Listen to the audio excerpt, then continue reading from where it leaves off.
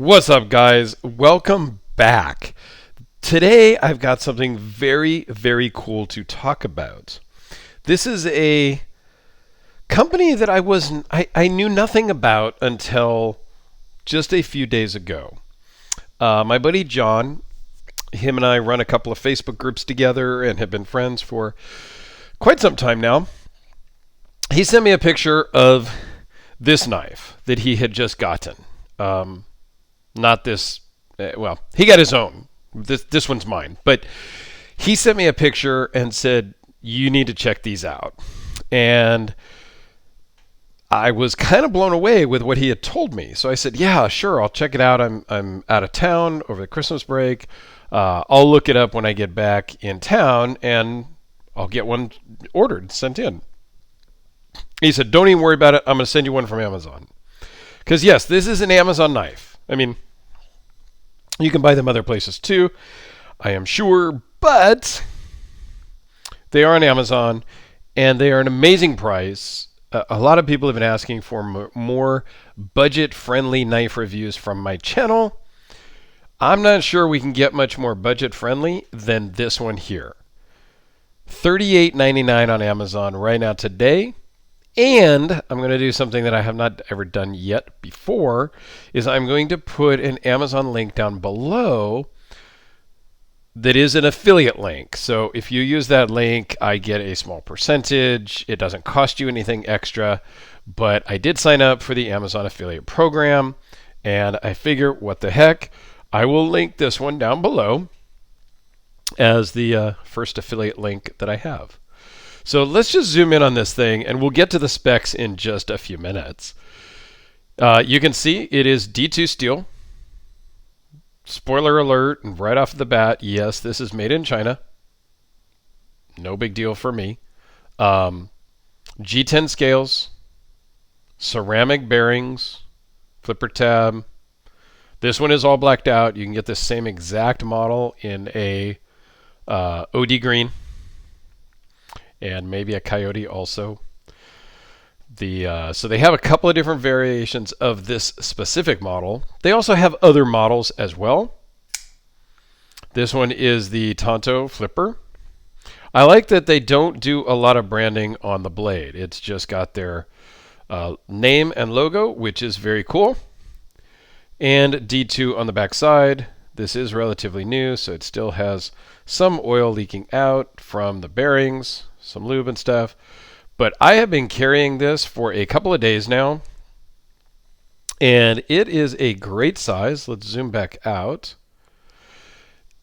I always thought I was into bigger knives, but I think our tastes change over time, okay? Which there's nothing wrong with that. If you think back when you were a kid, you probably only wanted cheese pizza. You didn't, or maybe cheese and pepperoni, right? Now, as an adult, you probably eat more things on your pizza. You probably just get your standard combination, or 3 meats, or, something. But you've evolved, and you eat more than just cheese or pepperoni pizza. I have a thing for pizza, okay, guys? Bear with me. But the same can be true with burgers, right? When you're a kid, you wanted just the plain burger. Now, as an adult, you've got the lettuce, the tomatoes, the pickles, the onions, all of that good stuff. So my tastes have changed in knives a little bit. I've kind of moved away from... I still have big overbuilt knives in my collection, but I'm carrying more average-sized, quote-unquote, average-sized knives these days because that's what I've kind of gravitated towards. So, yeah, this is a liner lock. Now we'll get into some of the specs. Close length is 4 5/8, just a hair under 8 inches overall. 3.32-inch blade, and that's from the edge of the scale here to the tip. On the websites and everything I've seen, they advertise this as a 3.5-inch blade. I don't know. I've talked about that way back in the early days of my channel.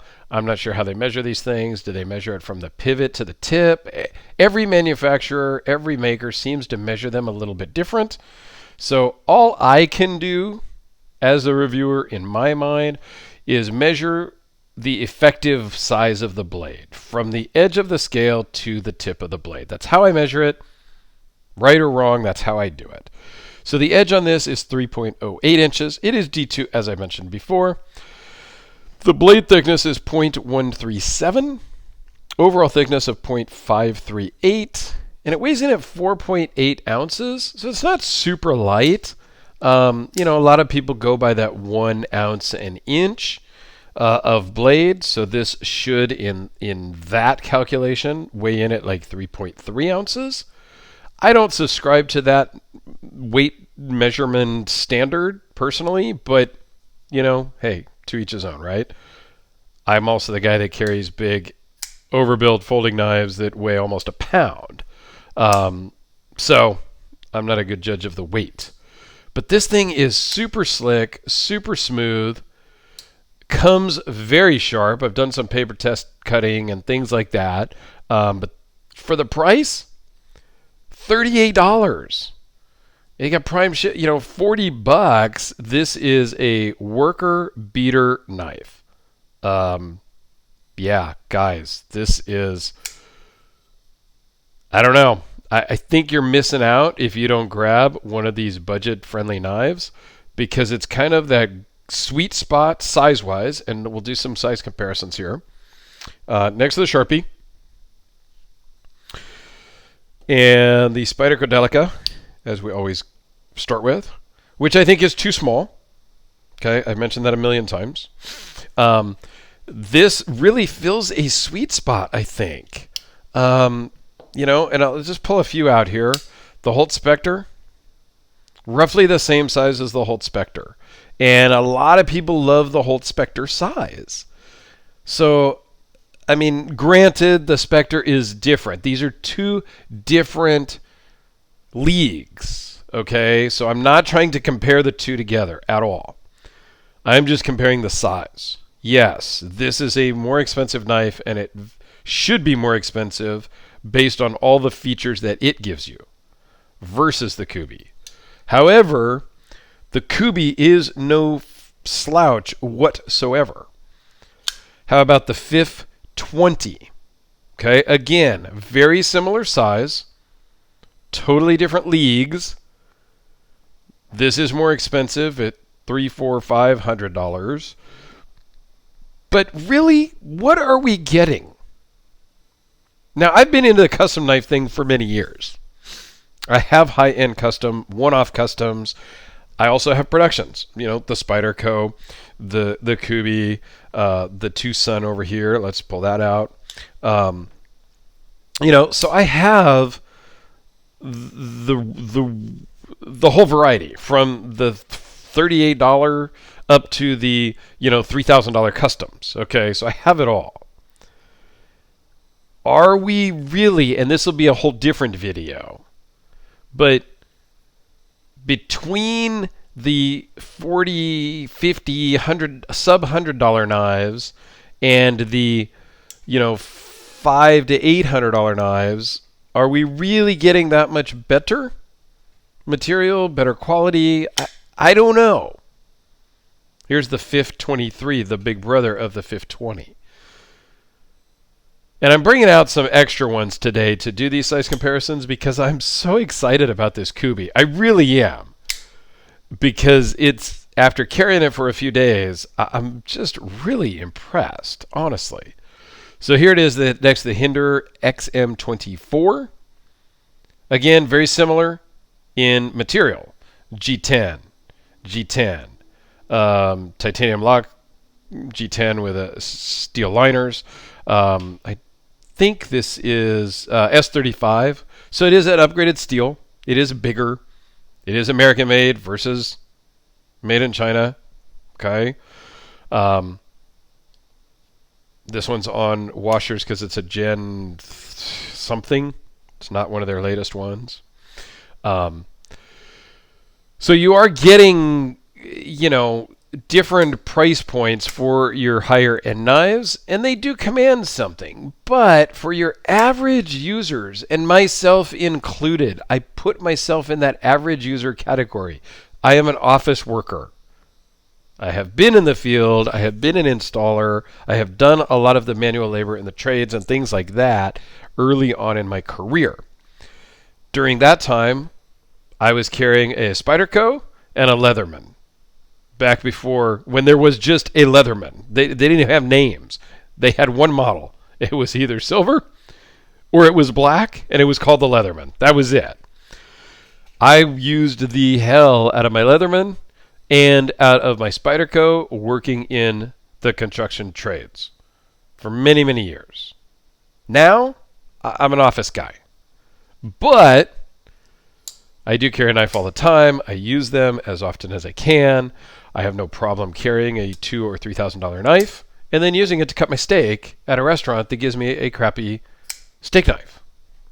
Okay, I have no problem with that. Or if I had this in my pocket, I would pull this out and it would do a fantastic and amazing job, just like my $2,000, $3,000 custom knife would. It would cut the steak relatively the same. So you guys really need to decide when you're spending your money on a knife, what are you spending your money for? I spend my money on some of the fanciness, on some of the handwork, on some of the attention to detail and the exotic materials. So I have no problem with that. But I also know a value when I see one, and for $38, you cannot go wrong with this at all. I highly recommend it. Go check them out. Like I said, there is a link down below. And let me know what you think. Again, this is a brand new brand or manufacturer to me. I didn't know about them earlier than a week ago. And then this just came in the mail the other day when I got back from my trip. So thank you, John, for sending this in, for sending it to me from Amazon. Thanks for ordering it. How about that? Because you didn't really do anything. You just ordered. So thank you for that. And thank you all for watching. And let me know what you think. I'm very interested to hear what you guys think about this relatively new brand to me anyway. And maybe I missed the boat. Maybe they've been here forever and I'm the last guy on the planet that realized who they were. So that's okay too. I'm usually a day late and a dollar short. So thanks for watching, guys. Have a fantastic day. We'll see you tomorrow.